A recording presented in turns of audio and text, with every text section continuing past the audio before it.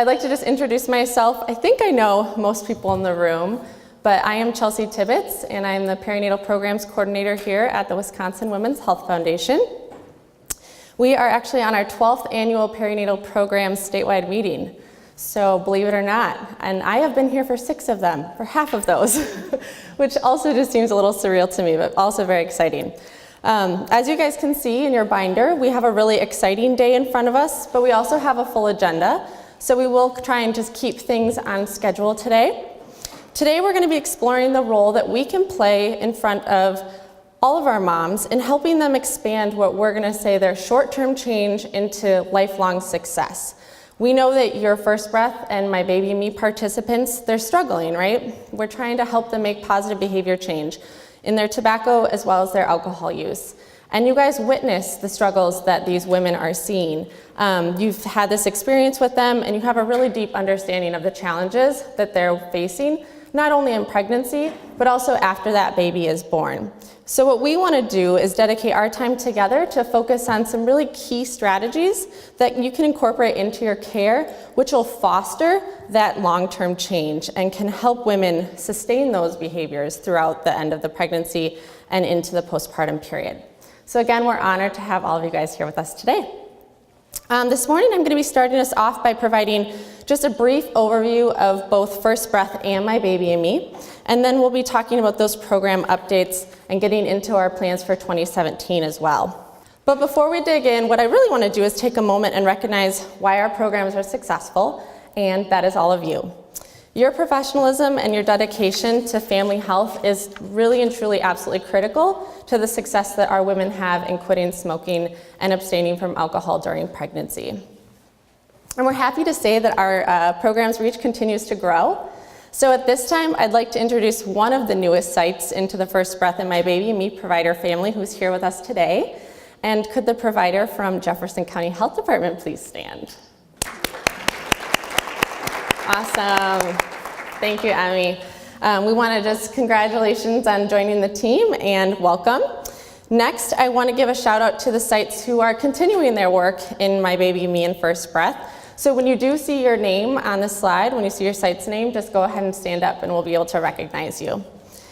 So first, let's give a round of applause to our sites who have served women in our program for up to 5 years. So if you see your name, go ahead and stand up. Awesome. Thank you, guys. You can sit down. I also want to bring the attention to those who have been with our program for between 6 to 10 years. So go ahead and stand up if you see your name here.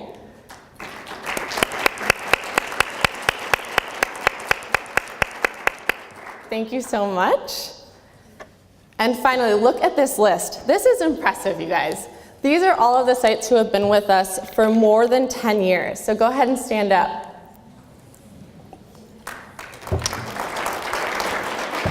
Absolutely. Round of applause. Thank you guys so much. We have so much experience in this room, and I'm always honored that you guys each and every year continue to return to our conference and continue to learn things because we learn so much from you as well. I also just want to take a little bit of time to give a special thank you to our friends and partners from the Wisconsin Department of Health Services. They have been with us since the way beginning, back in 1997, and their dedication to perinatal health issues has been instrumental in allowing these programs to grow and serve thousands of women across the state. So if you're from DHS, could you please stand? Thank you, Mary.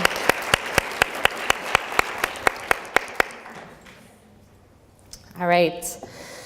One of the major reasons that we found these partnerships to be mutually beneficial is that we all have a shared commitment to measuring outcomes and evidence-based practices. So to get us started, what I'd like to do is share a high-level overview of the 2016 program results and help set the stage for the information you guys are going to be hearing later today.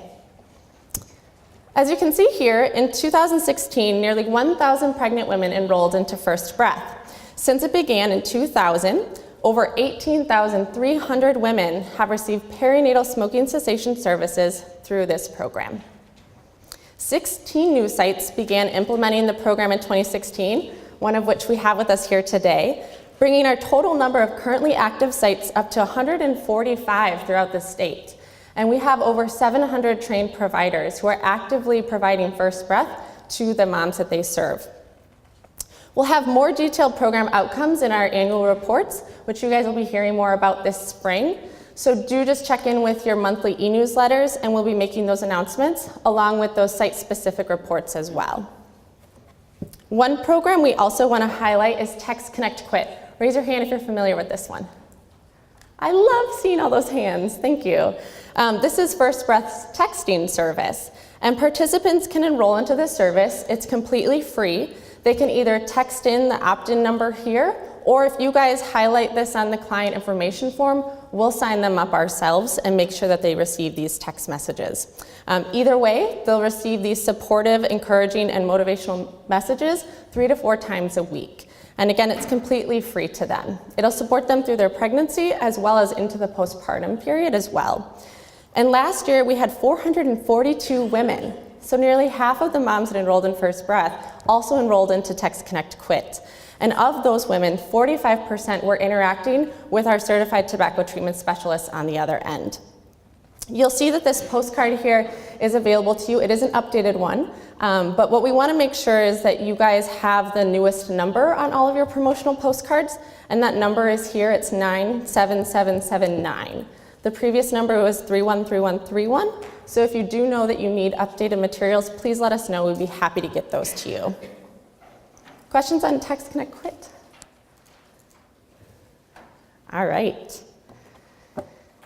I mentioned previously that there were nearly 1,000 women who enrolled into First Breath in 2016. Of these enrollees, a phenomenal and exciting, and a statistic you guys should all be proud of, is that 81% were able to make a positive change. And 34% were able to quit smoking completely. So with that, I would love to give you guys a round of a hand.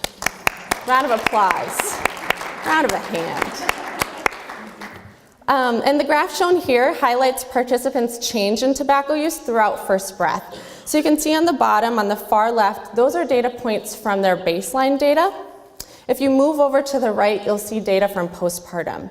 And one of the outcomes that we're most proud of, and really the reason why we're here today, is to show that that focus on sustaining behavior change made during pregnancy until after baby has arrived.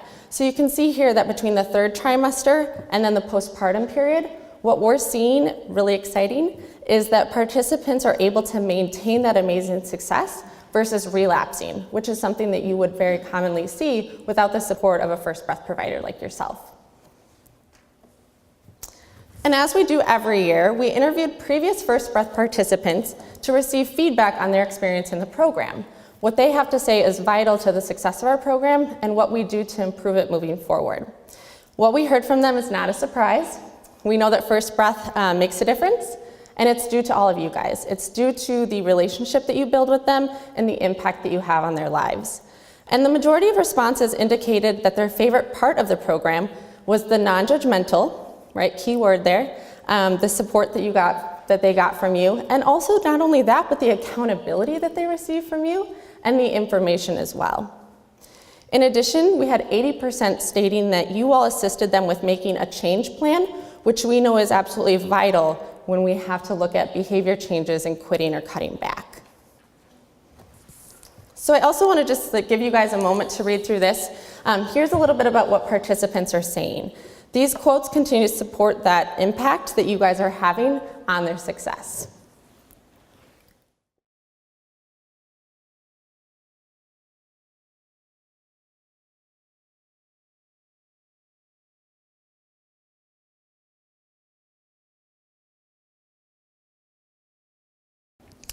And one thing I also just wanted to say is, this is absolutely super positive and certainly something to celebrate.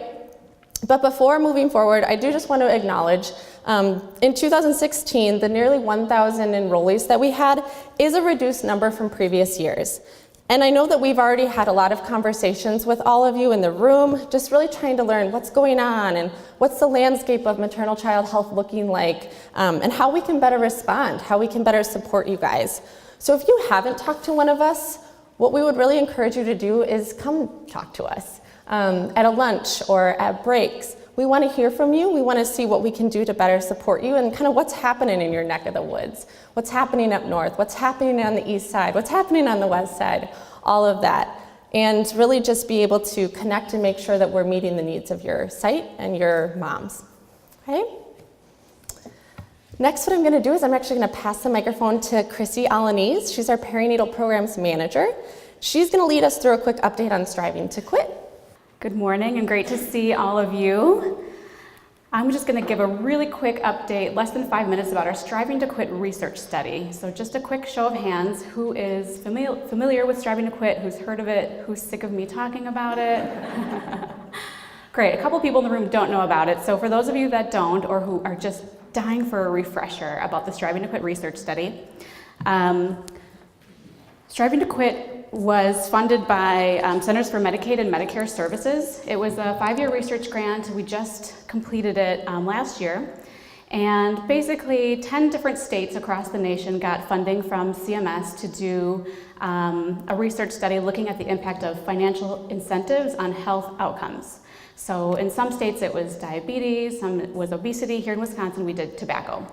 And we got this research study from DHS, was the executor of the grant, and then we had 2 different arms. So we had the Quit line, which I'm sure you're all familiar with. So that's UW Center for Tobacco Research and Intervention. And they implemented the study through the Quit line for adult Medicaid members. Then through First Breath, through all of you, we were able to enroll women from the First Breath program who are pregnant and postpartum. We had over 1,000 women enroll, so those were your First Breath enrollees. And basically they got the same First Breath treatment that they always get from you. The only difference was once they delivered, they got extra services from our health educators at the foundation. So they got intensive smoking cessation counseling and relapse prevention.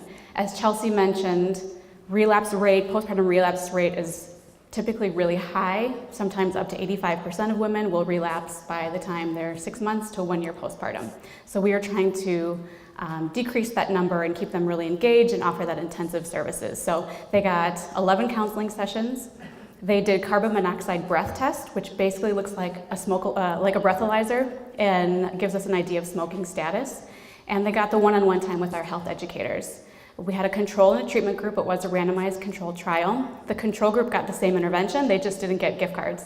They got a few for enrolling and 1 for doing a carbon monoxide breath test. The treatment group got gift cards for doing every session, for taking a carbon monoxide breath test, and then passing that test as a non-smoker. So that was the difference between the 2 groups. So over the past few years, I've been sharing kind of preliminary results, what's going on. These are the official final results. And these will be available on the DHS website. I thought they would be ready by today, but they're not quite ready yet. So we'll make sure to get those links to you so you can read the full reports. But just want to take a minute here to kind of go over this briefly. It's a lot. If it's easier to look on your PowerPoint, that's fine, but you can see we have the 2 columns, the control group and the incentive. Remember, control group got just a couple of gift cards. The treatment got lots of gift cards. And then we have 3 different quit smoking rates, or quit rates. The first one and the second one, 7-day point prevalence, and then the intent to treat, those look a little bit different because we asked women their smoking status at 6 months postpartum. Have you smoked at all in the last 7 days, yes or no? And then we did the carbon monoxide breath test to see if they were smoking or non-smoking. And as you can imagine, those didn't always match up. A lot of times what happened was if a woman chose a quit date at 6 months postpartum, she might have quit 4 days before the test because she knows she's going to get extra gift cards if she quits. So on the point prevalence, she was a smoker because she smoked in the last 7 days. But the carbon monoxide test is showing she's a non-smoker because she hasn't smoked. Does that make sense? It also happened with the flip.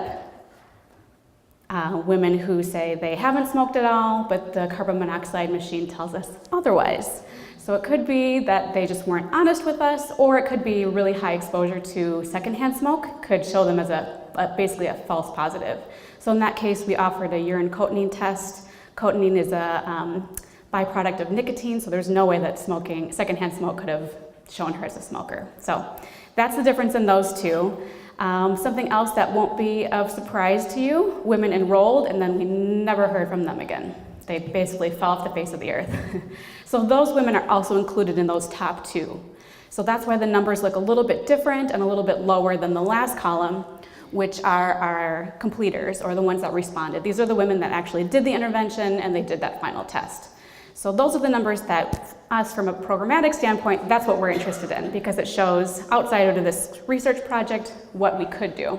So if you look at those numbers, our overall quit rate was about 39%. So 39% were smoke-free at 6 months postpartum. For those in the control group, it was 29. And in the treatment group, it was almost 49. So that's really, really promising to us. It shows us if we do this right, if we can keep them engaged, that we can get 49% quit rate. That's pretty incredible. All right, we also did this evaluation. We stopped enrolling people in 2015, and then last year we engaged in a year-long evaluation. So we wanted to look at those women that completed that test and find out a little bit more about them.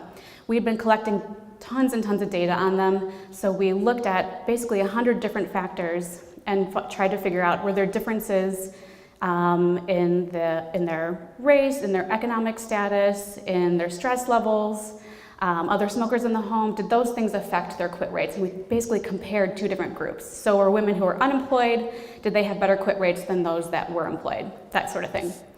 And then we also did some focus groups because we really wanted to get more in depth with this. We had these great relationships with these women, so we conducted focus groups and in-depth interviews to find out some of their thoughts. What do you think, why do you think postpartum relapse rates are so high? What can we do better to help pregnant women quit smoking? That sort of thing. So these are our results. I'm just going to turn this way.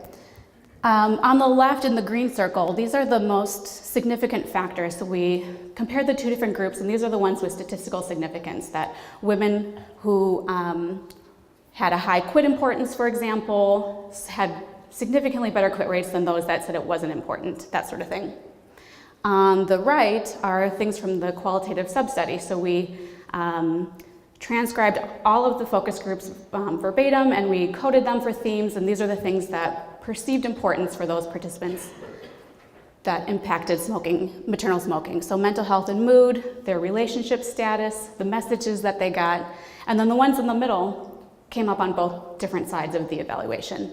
Other smokers in the home, stress or stressors, no surprise there, and the role of intensive services. So we think all of these are important, but for us, priority-wise, we're gonna go with the ones in the middle. Statistically significant and high perceived importance, because perception is reality, so we wanna really pay attention to that.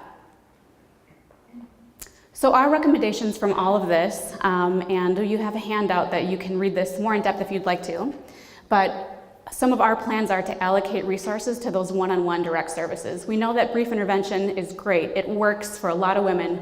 For some, especially low income with a lot of stressors, mental health issues, other smokers in the home, they need that intensive counseling. They need the postpartum relapse because baby comes home and it all falls apart. So we want to continue to offer that throughout the perinatal period. We want to build confidence and self-efficacy. Those of you who are at the regional practice session, we spent a lot of time on this, and we'll continue to talk about it in future trainings. And we want to change the narrative around stress and smoking. One of the things we found was that the number of major life stressors, and major life stressors meaning a mental health diagnosis, homelessness, food insecurity, financial insecurity, those are the kind of the major ones that we looked at. The number of stressors they had obviously had a big influence. Those that had more stressors had lower quit rates. No surprise there. But what we were surprised about was that the type of stressor didn't seem to have any influence on smoking outcomes. So we looked at women with a mental health disorder versus those that didn't. Their quit rates were basically the same. And we looked at women with substance abuse disorder with those that didn't. Quit rates essentially the same. Homelessness, there was a whole bunch of other ones, domestic violence, and there was no influence really for this group of women, for low-income Medicaid women in this study. There was no difference. So we really want to start to change the narrative around smoking, thinking that because women have bipolar and they're transitioning, they don't have stable housing, that they can't quit. They're just, that's not their priority. But those women can, and they do quit. And so we want to make sure that we're including those women in our services and just making sure to target them more specifically. And the last one is focusing on the women's social environment. That was the one thing that came up again and again. If they live with another smoker, they're not going to have as high quit rates. And that was one thing they said in the focus groups too. Just being around other smokers was so challenging. Partners, living in multi-generational households where all of the adults smoke, that's just going to set you up for failure. So we're really trying to do a lot more in that area too. Two things that I know Chelsea will be talking about later and I'll talk about this afternoon. First breath families is what Striving to Quit has morphed into, where we still want to use our health educators who are certified tobacco treatment specialists to continue to offer that intensive services, because that's something that a lot of you just can't do. You don't have the time for it in your own practice. So we want to continue to do that. And we also want to continue to focus on the family. So we have a new texting program that we'll talk about later that is specifically for partners and other smokers in the home, to kind of engage them and give them some support through text messaging. So now that we've reviewed the first breath outcomes from 2016, I want to focus on the future. I want to see what's coming yet this year. So as you guys may recall, every year we collect feedback from all of you in the annual provider survey. Thank you guys so much for doing that. And we do really appreciate the positive feedback, but what we really find helpful and beneficial is the feedback that you guys give us on what you'd like to see improvements on. That's where we decide what we're going to do with our program planning. That's where we decide what we're going to try and develop further. So your constructive criticisms are really effective, and we really do appreciate what you guys have to say. So last year, several requests emerged as ways we can continue to make our program more effective, and you guys will see those right there. And here's what we're doing and how we're responding. We want to create our next steps and our plans based upon the input from you guys. And so one way we're doing that is through First Breath Families, which Chrissy did mention briefly. This is designed as an extension of your guys' work in First Breath. And through this service, our staff is able to provide really intensive smoking cessation support and relapse prevention counseling to moms who are wanting and needing that additional support. So services are beginning at the end of pregnancy. Our health educators are connecting with them, and then they're continuing actually for up to 6 months postpartum. And what we're allowing First Breath to do is it allows us the opportunity for moms to include also a support person in that cessation service and counseling if they'd like. And it also does open up the doors again for that conversation about smoke-free families texting. Several other areas that came up on the provider survey are being addressed through another really exciting opportunity, which is a pilot study. We are looking at a pilot study for an updated First Breath model. The model was created with the intention to respond to your reported barriers, which in particular include limited time for counseling and paperwork, and also requests for an increased curriculum structure. You guys were looking for a little bit more to guide you. And finally, additional direction for how to just provide that most effective support to First Breath moms. And in order to make all of these opportunities worthwhile, what we really need to do is maintain a really strong First Breath base, which we're kind of calling our control group. And that's what you guys would see as the current First Breath model that most of you in the room are doing. And when we are evaluating the pilot, or when we're looking at First Breath families, what we're going to be assessing are the outcomes of the enhanced services and all the additional support from our health educators to what we're having with the current First Breath model. We'll also compare those results to our postpartum First Breath Families intervention, and by collecting data in all three of these realms, what we're allowing it to do is to make huge steps in developing the most impactful as well as cost-effective interventions possible for women as well as you guys as providers.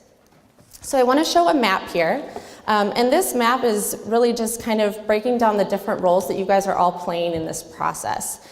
We really appreciate your involvement as we move into this exciting project, and it's really a unique opportunity and something we're really excited about to be able to compare these enhanced interventions through the pilot and First Breath Families, and we're just really grateful for your guys' support as we move through this. And again, if you have questions, feel free to connect with us at one of the breaks. So in regards to these steps and kind of what we're doing moving forward with 2017 plans, we're continuing to do rapid cycle evaluation. We're always wanting to make things better, and we're changing things on a pretty constant basis back at the foundation to make sure that we're reporting that to you guys. So from this analysis, we'll be developing recommendations for program services, and we'll have plans to roll these out on a larger statewide level. So the bottom line is we have a lot of exciting things, we have a lot of exciting developments, and the potential opportunities to really further the support that women have through First Breath. Now I want to transition to My Baby and Me. Raise your hand if you're a My Baby and Me provider, please.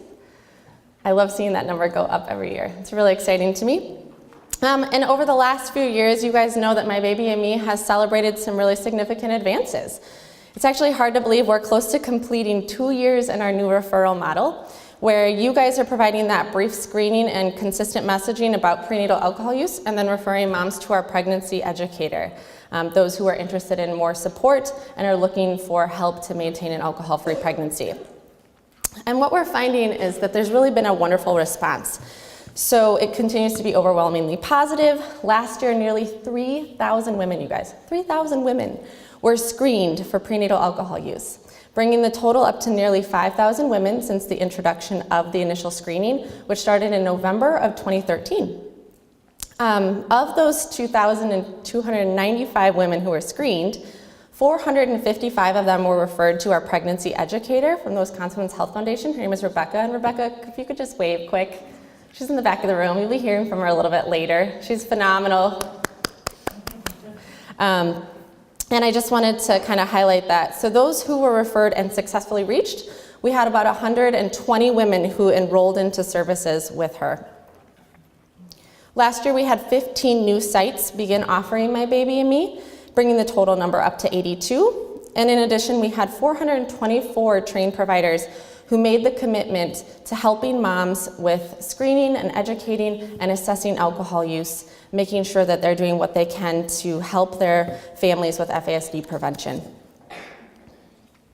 One update that came to the My Baby Me services in October of this past year is actually our texting program. So we knew that Text.Connect.Quit was doing well. We wanted to offer this for My Baby and Me as well. So what we have developed is an opportunity for moms to receive free weekly text messages to help them with things like avoiding alcohol during pregnancy and breastfeeding, managing stress, and also setting goals. We've had 115 women who have enrolled into this and joined the texting program, and we appreciate you guys sharing this opportunity with participants. What we're also very excited to report is that 96% of the women screened are receiving key messages, so they're getting the education. This is continuing to support our shared interest in providing consistent evidence-based messaging. And of those who completed pregnancy services with the pregnancy educator, 86% of the enrollees were able to either quit drinking or remain alcohol-free, and 14% were able to cut down on their alcohol use. So 100% success rate, really, as far as making a positive change. And last year, similarly to First Breath, we conducted our My Baby Me annual participant experience survey. And here's a little bit about what the moms thought. Here's what they were reporting as their significant benefits. They learned something new, they gained problem-solving skills, and they were able to make those positive behavior changes. We also had great success when we talked to moms through our participant experience survey. 100% of them saying that the conversations that they had with our pregnancy educator were helpful and they were comfortable. Alcohol use is not always comfortable to talk to somebody about, so we're really excited about that. And really further, when we asked about their experience with Rebecca, this is what we're hearing. Again, we notice the importance of support and the impact that this relationship can have on a mom. And as we explore the experiences of the women who receive these intensive services from Rebecca, we're always striving to ensure that this support is reaching our target audience for this specific component, which is moms who are at risk for an alcohol-exposed pregnancy. So while the screening and the education is applicable and encouraged for every mom that you're seeing, these individualized counseling services are really intended for those moms who are struggling to maintain an alcohol-free pregnancy, and not all of those women are going to necessarily need that. Rebecca does a really wonderful job of ensuring that each person who's referred is receiving the services that are best going to benefit them. And as we have these unique and exciting developments in First Breath, we also have them with My Baby and Me. So let's see what we've got cooking for this year. Again, thanks for participating in the My Baby and Me provider survey. You guys are saying that the program helps you with knowledge in this area, with confidence in talking about this area, and readiness to address prenatal alcohol use, and that is a huge success. One of the other things that we want to do again is just mention what you guys have asked for in order to strengthen the program. So the first thing you guys recognize, participants are receiving conflicting information, and we're going to talk about this in our My Baby Me panel as well. This is something that you have identified as a need and we have identified as a need. So what we did is we developed a survey and we put it out there so that we could get a better understanding of where are these myths coming from, where is the social stigma coming from, and try and get a better handle on what we can do at the Wisconsin Women's Health Foundation to address those things. The other piece that we added are the individual education sessions. So every single woman who Rebecca talks with, who's referred, will receive that education, regardless of their continued participation in the telephonic counseling side of things. They'll at least receive that education. You also asked for Spanish materials, which we have developed for the Spanish-speaking clients that you see. We have the brochure available, the screening and referral form, and we've also developed a pilot for the texting, which we will be kind of looking at evaluating and seeing if there's a need for continued services or a full texting launch of Spanish My Baby Me texts. We've also created some additional materials, one of which is a brochure that helps moms when they're trying to stay alcohol-free in a social situation. And we've also added some new handouts to our pregnancy educators' ability to look more at stress management strategies and coping skills. And finally, you guys are asking for continued support and training opportunities. We want to provide that to you. We are making updates to our online training module, which many of you probably completed to do your initial My Baby and Me training. And we're also going to be hosting a My Baby and Me specific webinar this coming summer. So stay tuned, we'll be making announcements on that. I'm going to be passing it along to our keynote in just a moment, but before I do, we have one more opportunity to share with you guys. How many of you guys have heard about Grapevine and maybe are involved in Grapevine yourselves? Wonderful, we've got some First Breath and Grapevine providers. So for those of you who aren't necessarily familiar or want to know more, what we're asking for your guys' help in is connecting nurses who may be interested in joining. And this is for anyone who is passionate about prevention, health education, grassroots public health. We really encourage you guys to get involved. If you have questions, you can contact Nora Miller, whose information is here on the slide, or any one of our Wisconsin Women's Health Foundation staff today. So we're just getting started with our programming. Thank you for bearing with us. The welcome is not always that exciting, and the updates aren't always that exciting unless you're a data junkie. But we have some really fun things coming down the pipeline. So I want to encourage you guys, take time to connect with us. We're just getting started, I mentioned that. Take time to connect with us. Here's just some of the staff that are here today. We have a lot. We appreciate your attendance, and we really take the opportunity seriously to be able to connect with you guys in person and touch base. So I'm actually going to just take a quick 2-minute break before we get Dr. Weaver, our keynote speaker, up here so that we can switch around the microphones. If you want to refresh your coffee, I encourage you to do so. But I am very excited for our next speaker. So thank you guys for joining us, and we'll talk to you in 2 minutes.